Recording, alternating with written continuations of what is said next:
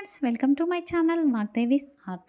ఈరోజు ఈ వీడియోలో దుబారా ఖర్చులకి పదే పదే శస్త్రచికిత్సలు జరగడం కోసం కుజదోషం ఏ విధంగా కారణమవుతుంది, అలాగే కుజదోషం లేని గ్రహాల గురించి తెలుసుకుందాం. ముందుగా జన్మ లగ్నం నుంచి జన్మ రాశి నుంచి 1, 4, 2, 7, 8, 12 స్థానాల్లో కుజుడు ఉంటే కుజదోషంగా పరిగణిస్తారు.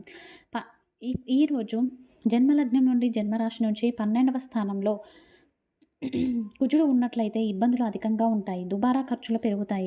వీరు బుర్రకు పని పెట్టరు. అందరినీ దబాయిస్తూ ఉంటారు. ఏది పడితే అది మాట్లాడుతూ ఉంటారు. ప్రతి దాంట్లోనూ కూడా తప్పులు వెతుకుతూ ఉంటారు.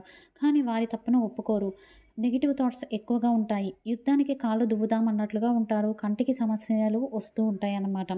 అలాగే వీరు జీవిత భాగస్వామితో గొడవలు పడితే డివోర్స్ దాకా వెళ్ళే అవకాశాలు ఉన్నాయి. ఒకవేళ 12వ స్థానంలో కుజుడు ఉన్నట్లయితే అది ఎంత దోషంలో ఉంది, ఎన్ని డిగ్రీస్లో ఉంది అవి కూడా చూసుకోవాలి. అలాగే స్త్రీకి కనుక 12వ స్థానంలో కుజుడు ఉన్నట్లయితే గర్భాశయానికి సంబంధించిన శస్త్రచికిత్సలు చిన్న ఏజ్లోనే జరుగుతాయి. ఇక కుజుడు 12వ ఇంట్లో శుభ ప్రభావంతో ఉన్నట్లు అయితే ఎవరు ఏదడిగినా కాదనకుండా దాన ధర్మాలు చేస్తారు. నిజాలు మాట్లాడుతూ ఉంటారు. కాకపోతే వీరికి చికాకు, అసహనం అధికంగా ఉంటాయి. ఇక 12వ ఇంట్లో కుజుడు ఉంటే అన్నదమ్ములతో సరిపడదు. పిల్లలతో కూడా తగాదాలు ఉంటాయి.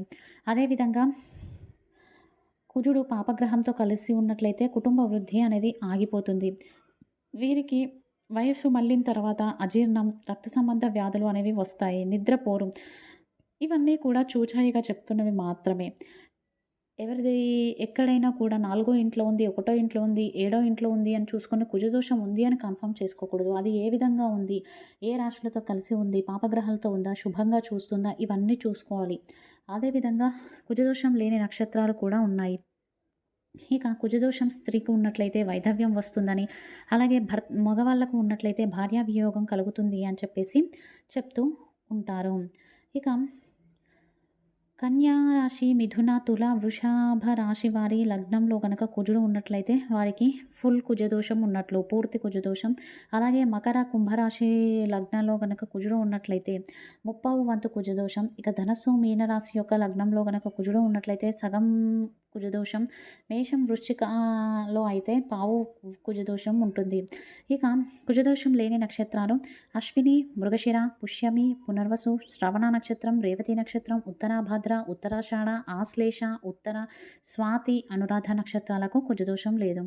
ఎవరికైతే కుజదోషం ఉందో వారు ప్రతి మంగళవారం కూడా ఉపవాసం ఉండడం, ఆంజనేయ స్వామికి 108 ప్రదర్శనలు చేయడం, ప్రతిరోజు కూడా మంగళచండికా స్తోత్రాన్ని పారాయణ చేయడం వలన కుజ దోషం నుంచి కాస్త విముక్తిని పొందవచ్చు. ఇది ఈరోజు video. Thank you for watching.